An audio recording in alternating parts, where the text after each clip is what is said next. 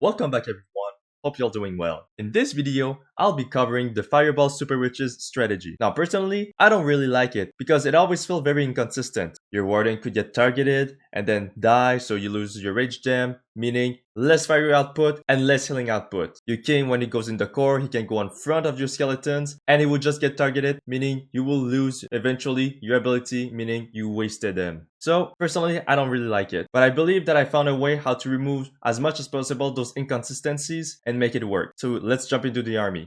This is the army that I cooked up with. I'll be covering the troops, the spells, with the new one as well, the siege machine, my CC, and my heroes. So let's jump into the troops. So let's start with the healers. They're here to initially heal my Warden for a Warden charge so that it can send a fireball and get good value, and create a funnel for my super witches, which, speaking of which, will transfer to them once the attack starts. Now, I have 3 balloons, Coco-loons, to test for any traps. Very simple, very straightforward. I have 2 wall breakers to open the compartments for my super witches. I have an apprentice warden so that it can boost the HP of the big boys as well as the super witch. It can also help to keep the grand warden alive. I have 1 ice golem to help tank. I have an ice golem so that it helps to tank and also mitigate damage once it dies. I have 3 headhunters to eliminate any defensive heroes that could cause trouble. I have 2 giants for tanking for, let's say, when I send my hero on the side for cleanup or to do the pathing, or like protecting the wizards, the archers. And I have those Valkyrie here, which can technically help for cleanup, but I usually use them to help funnel and tank for my hero or my troop. Now that this is done, let's jump into the spells. So for Fireball, I really love to have at least 3 invisibility spells and 2 earthquake. Now before I jump in, I just want to say that I have a level 21 fireball. So if you have a level 21 fireball, then this comp will work for you. If it's level 27, it's just going to be better. But for level 21, it's going to work. So 3 invisibility spells to help target your defense that you want to hit with your fireball to get as much value as possible and the best funnel as possible. Earthquake is here to destroy those buildings hit by the fireball. I have the rage spell, that way it can help to boost either your damage from your super witches or to initially help your healer do more healing, which will be very useful and synergizes well with the new spell that I'm going to talk right now, which is the ice block. Now, like I said earlier on at the beginning, this attack can be very inconsistent because your warden can get targeted and you lose a lot of firepower. Therefore, this spell is to help mitigate plenty of damage for your wardens especially. That's your main focus. But if your warden, let's say, he survives throughout all the attack, then you can use this spell onto your RC, which will help greatly. I have the jump spell because obviously super witches cannot break through walls that easily, so that way they'll be able to path inside very fast. And now I have a free spell just in case I want to freeze, let's say, a single inferno or something that deals too much damage. It's going to mitigate a lot of damage. Let's jump into the siege. Well, pretty straightforward. It's a troop launcher. I feel like I have the most success with the troop launcher because there's so little troops, because you have, let's say, 3 super witches, which spawns 3 big boys, but that's it. So the troop launcher will help and give more power and more troops to help mitigate damage. It also synergizes well with the minion print, which I'm going to talk very soon. Now for my CC, I have the poison spell, which can help with the enemy CC. I have 1 ice golem to help mitigate damage inside the base, 4 balloons to help to target any air traps, a rage spell to help boost the damage or healing output, and a super Valkyrie to help do a lot of damage, but also when she dies, she'll drop a rage spell, which means she can help and boost damage or healing output. Now let's jump into the heroes. I have the king with Frosty, the snake bracelet, and the spiky ball. Each time that I try this strategy and I put the king inside the core, he will always go on front of the troop because he's way faster than the big boys and he's not ranged like the super witches. So he would get targeted first and then after he would die. Even if I delay the king, he would always die first in the core, which really sucks, or die really early, which I really don't like because you waste the earthquake boost ability. So I decided to send him on the outside, which helps tremendously with this strat. Now for the snakes, it helps mitigate damage for your troops and will help boost your minion prince dark crown. The spiky ball is just to deal more damage and for the stat boost. The frosty will help to send frost mites to slow down defenses, which helps your king and also for your troops potentially. For your warden, I decided to place him with a unicorn because yes, you have healers to heal him during the initial warden charge, but during the attack, they will shift their focus on the super witches, meaning the warden, if he takes some damage from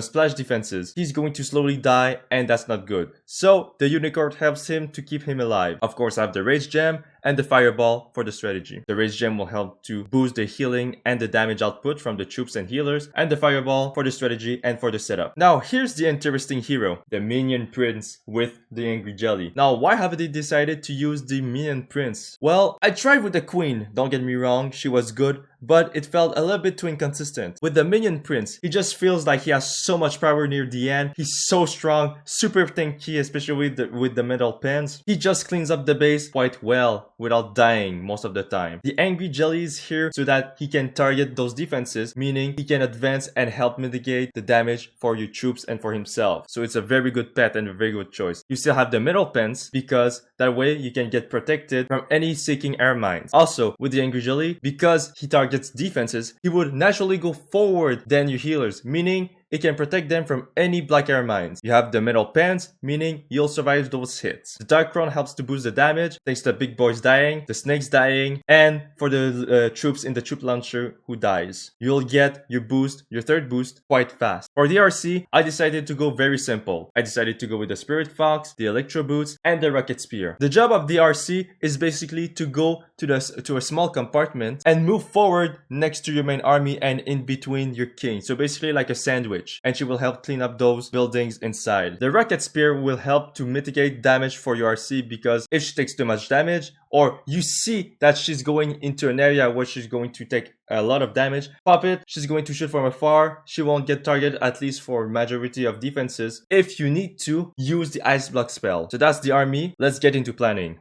What we want to do is find where you want to send your fireball to get as much value as possible, but also create the best funnel for your super witches. When I'm looking at this map, right off the bat, I can see this rage spell tower or this one on the other side. It doesn't matter which one you want to take. I like to take the bottom, so I'm going to focus this rage spell tower. It's going to take out this ricochet cannon, those two multi-inferno towers, of course this builder hut, but not very significant, this monolith, and this fire spitter, as well as the clank castle. You will also avoid the giga bomb, which is going to be a very good thing. So my focus is going to be the rage spell tower. Now where do I want to start and where do I want to send my super witches? I want to send them on this side or at the bottom here. I think the best play is to send them at the bottom because you can enter the area with the town hall to destroy it as fast as possible and mitigate further damage throughout the base. Whereas if you started at the top, you'd probably have like a hard time going to the town hall because it's going to shoot a lot beforehand right here and you can lose a lot of firepower like your warden or your healers. So I want to destroy this rage spell and I want to pat my super witches at the bottom as well. So if we're able to shoot here, this fireball is going to be very good value. Now, how to do it? You can maybe start our warden on this end right here, destroy those few buildings right there if you're able to, put some cleaning troops behind like wizards to help the process. After you can invis here, invis here, invis here if needed, and after you can target this rage spell, which will be the closest defense. So that's very good. After you have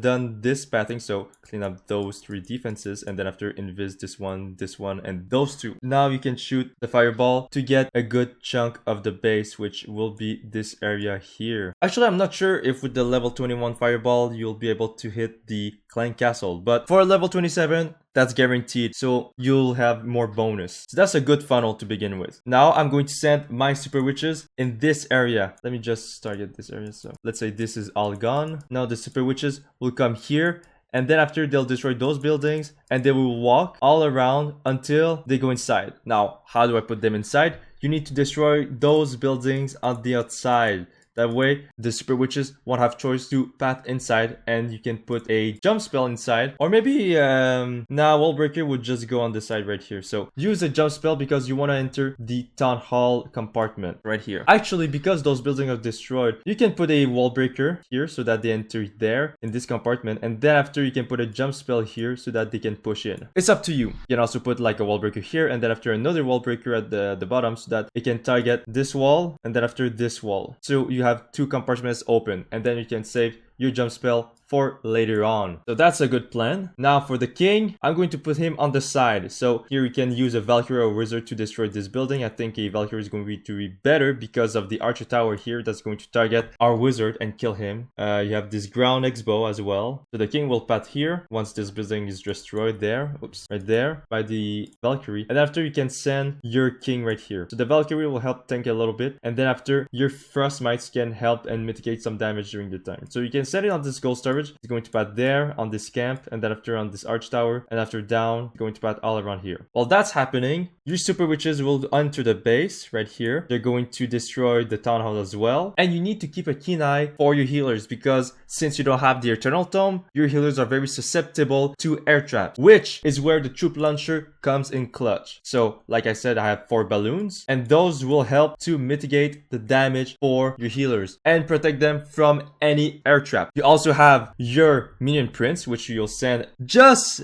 delayed a little bit from your main push because you don't want him to go right away in front and tank all of the air traps if there are any. You want to wait for the Cocoloons to do their job. So you want to delay him a little bit. Once that's done, and you send your warden, your apprentice warden as well, your ice golem if needed. You can also keep your ice, if you see that the area is not filled with a lot of defenses, you can keep your ice golem and send it with your king, like here. And there may be some hidden Tesla, which would be the appropriate place. So you can keep your ice golem with your king. It's going to help tank and do some damage, which means the king will go further. Now back to the super witches, to the main push. They're going to push here, and now you can use a rage spell on top of the town hall or near the town hall because of the fire spitter, which is going to melt your troop. Well, not really because they're extremely tanky, but they could melt your healers or your warden. That being said, this is where the ice block will come in clutch. Let's say your warden is getting targeted heavily. You can place the ice block on top of him and it's going to keep the rage gem boost, but he's going to be protected so much. The unicorn, hopefully she's still alive, is going to heal back at least half of the HP. So that way he has enough juice to continue throughout the base with your main push. So that's one way to use it. Or with the RC, let's say you send her because, well, it's a little bit difficult to send her in sandwich in between. So you can wait until like your troops arrive here so that you can send her in this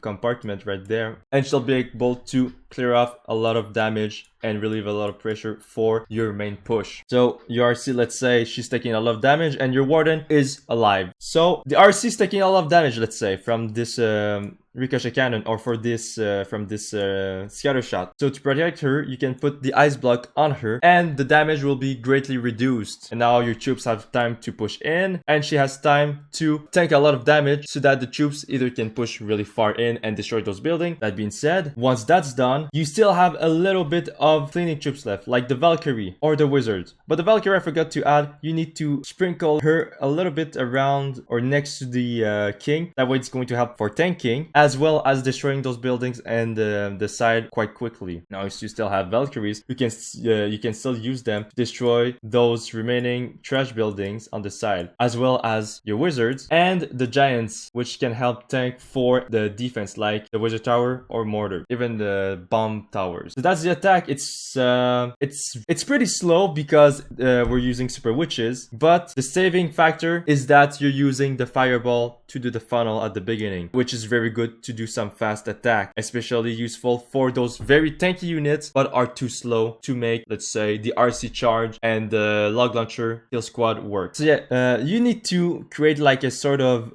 pathing, like a big hole in the middle at least, so that your super witches can either path on top, on the or at the bottom, so left or right. That's going to greatly help for your pathing. Then after, your king is going to be sent to clear off those buildings on the side so that it forces your super witches to go inside. And now your RC can be sent either sandwiched between your troops, or like in this case, which there won't be any space for her to do that, send her later on to help and reduce a lot of pressure for your main push by cleaning off those defenses on top. Then after, you need to worry about time, which is very important and very crucial. So that's why you still have the remaining wizards and hopefully the Valkyries if you haven't used them all yet. So let's get into some attacks. So let's remind ourselves the 3 stages of the attack. First, you need to create a funnel with as much as good value as possible for your super witches. So as you can see, the poison spell looks very juicy. Maybe the scatter shot as well. Those are very good targets. You can also do it from the other side, but I like the left. So let's jump into it. So a giant to help tank for the X-bow. That way is going to mitigate a lot of damage and a lot of pressure on my Warden.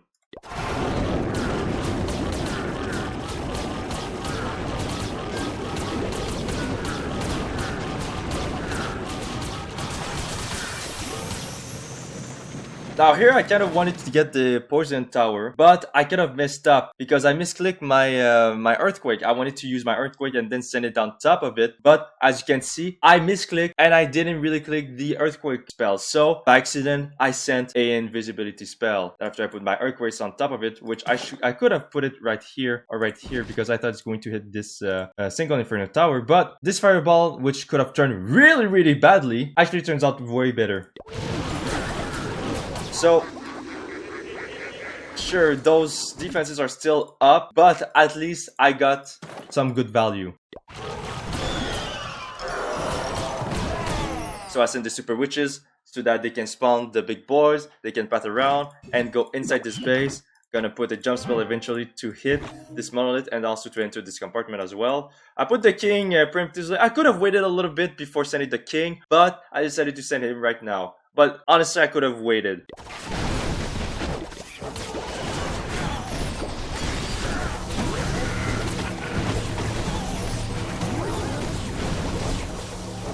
So I sent my minion prince. I could have waited a little bit for the Cocoloons to do their jobs and scout for the area. But honestly, I decided to send him because it's pretty much on the side where it's going to target the most defense because he has the Angry Jelly. Therefore, there's not a lot of chances that he will die instantly. But maybe tank 1 or 2 Black Air Mines. But you also have the middle pent, which is like a saving factor as well.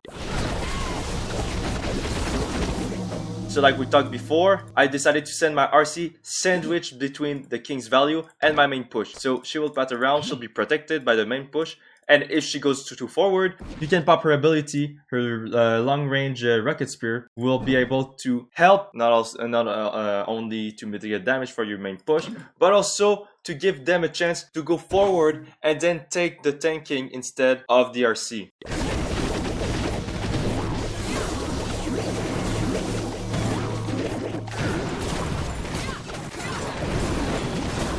Now, as you can see, my Warden is taking a lot of damage indirectly because he never took a. He actually never took a Town Hall shot, but it was the Super Witch which was taking a lot of damage from. Well, a lot of damage. She's not really losing a lot of HP because she's so tanky, but because of the shots and the splash area, the Warden is losing HP more and more because he's very frail. So I'm going to use an ice block on top of him. I'm also going to use a ice block on top of the Mirror Prince because you don't really have choice, and you're also going to ice block this Super Witch. But it's actually a good thing to ice block that Mirror Prince because instead of him going forward and taking a lot of damage from other traps, it helps the main push to destroy those buildings, and he can stay there, stall a little bit, and then continue his job.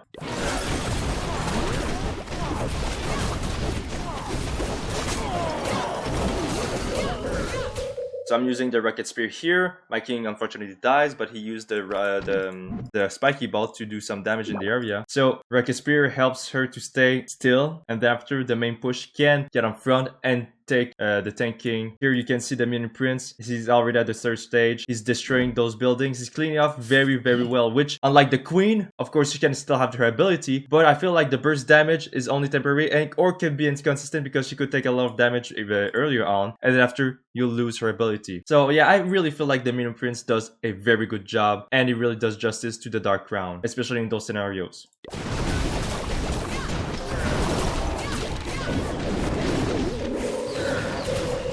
Everything's frozen in. You can send your remaining archers to do a little bit of damage and your wizards to do a little bit of cleaning.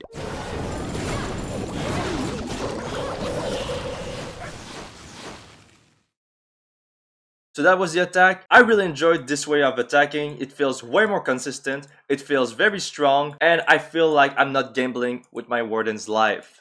In conclusion, I hope you guys enjoyed this Fireball Super Witch strategy with a little bit of twist with the new Ice Block spell and with the Minion Prince. Now, I know it's kind of weird to use the Minion Prince and the Ice Block spell, it's quite new, so the use of it, we don't really know. But I really thought that it really works with this type of attack because since you don't have the Eternal Tome, then your Grand Warden can die at any time. If he gets unlucky by getting targeted, let's say by the Town Hall splash damage like we have seen, he's taking some damage on the area. Well, he wasn't targeted, but he was still taking some damage in the area. So to protect him, I put an Ice Block. That saved the Warden, which means that you save more time for the Rage Gem. Yeah, that's it for the guide. As always, I'm going to put the copy of this army in the description below. And next guide, I'll probably be covering the throwers, or if I can finally use it with the Ice Block, maybe we can find something more interesting with another strategy that has been long forgotten.